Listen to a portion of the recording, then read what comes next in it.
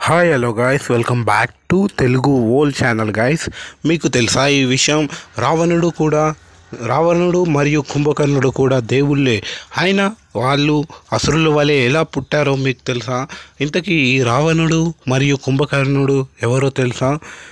తెలియనట్టయితే ఈ వీడియోని కంపల్సరీ ఫుల్గా చూడండి గాయస్. చూస్తే మీకు కంప్లీట్ డీటెయిల్స్ అనేది తెలుస్తుంది. మీకు వీడియో నచ్చినట్టయితే ఒక లైక్, షేర్, సబ్స్క్రైబ్ అనేది కంపల్సరీ చేయండి. నేను ఈ రిఫరెన్స్ అనేది భగవత్ పురాణం నుండి తీసుకున్నాను. మనం ఈ రావణుడు మరియు కుంభకర్ణుడు ఎవరో తెలియాలంటే ముందుగా మీకు జయా విజయుల కథ అనేది తెలియాలి.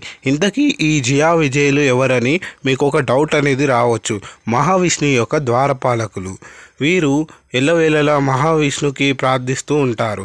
ఒకసారి మహావిష్ణు భక్తులైన సనక, సనంతన, సనాతన, సనత్ కుమారులు మహావిష్ణువుని కలుద్దామని బ్రహ్మ మానసపుత్రులు వస్తే వారి రూపం అనేది 5 ఏళ్ల బాలుల వలె, వారి చాలా పెద్దవారైనా ఎల్లవేళలా 5 ఏళ్ల బాలుల వలెనే ఉంటుంది. అందుకనే ఈ జయా విజయులకు ఆ విషయం అనేది తెలియ వల్ల వాళ్ళు కొంచెం అహంకారంతో మహావిష్ణువు లేరని వారితో అబద్ధం అనేది చెప్తారు. అబద్ధం చెప్పడం కారణంగా కొంతసేపు వేచి ఉంటారు. ఎవరైతే ఈ బాల ఋషులు ఉన్నారో వారు వేచి ఉంటారు. వేచి కాసేపు అయినాక వాళ్ళ దివ్య దృష్టితో మహావిష్ణువు ఉన్నారా లేదా అనేది చూస్తారు. చూసినప్పుడు లోపలనే మహావిష్ణువు ఉంటారు.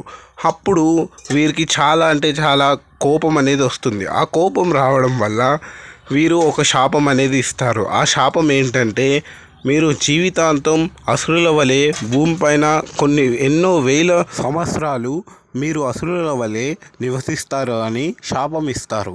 అప్పుడు వారు మహావిష్ణువు వద్దకి జయా విజయులు పరుగున పరిగెడతారు. ఈ శాపం గురించి మహావిష్ణువుకు చెప్తే మహావిష్ణువు ఏమని చెప్తారంటే, ఎవరైతే ఋషులు వరం కానీ శాపం కానీ ఇస్తే దాన్ని రిటర్న్ తీసుకోవడం అనేది పాసిబిలిటీ అనేది ఉండదు అని చెప్తారు.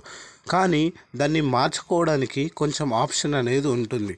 అది మీరు 7 జన్మలు నా భక్తుల వలె అయినా భూమిపైన నివసించండి, లేదంటే 3 జన్మలు నాకు బద్ధ శత్రువుల వలె అయినా భూమిపైన నివసించండి అనే 2 ఆప్షన్స్ అనేది ఈ జయా విజయులకు ఇస్తారు.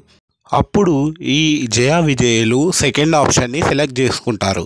ఎందుకంటే 7 జన్మలు అంటే అది అప్పట్లో చాలా అంటే చాలా సంవత్సరాలు మనిషి జీవితకాలం అనేది ఉండేది.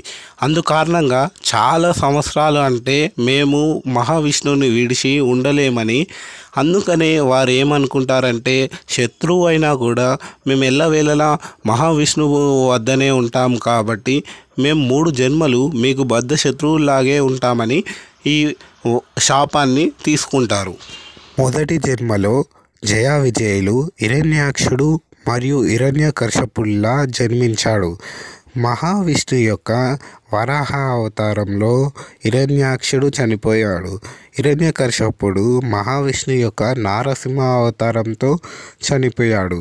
త్రేతాయుగంలో మనం వీడియో మొదటిగా మాట్లాడుకున్నట్టు రావణుడు మరియు కుంభకర్ణుల్లాగా జయా విజయులు జన్మించి శ్రీరాముడితో యుద్ధం చేసి చనిపోయారు. వీరికి 2వ జన్మ కూడా అయిపోయింది. 3వ జన్మ అనేది ద్వాపర యుగంలో జన్మించారు. శిశుపాల దంతవక్తుల్లాగా జన్మించారు జయా విజయులు. శ్రీకృష్ణుని చేతిలో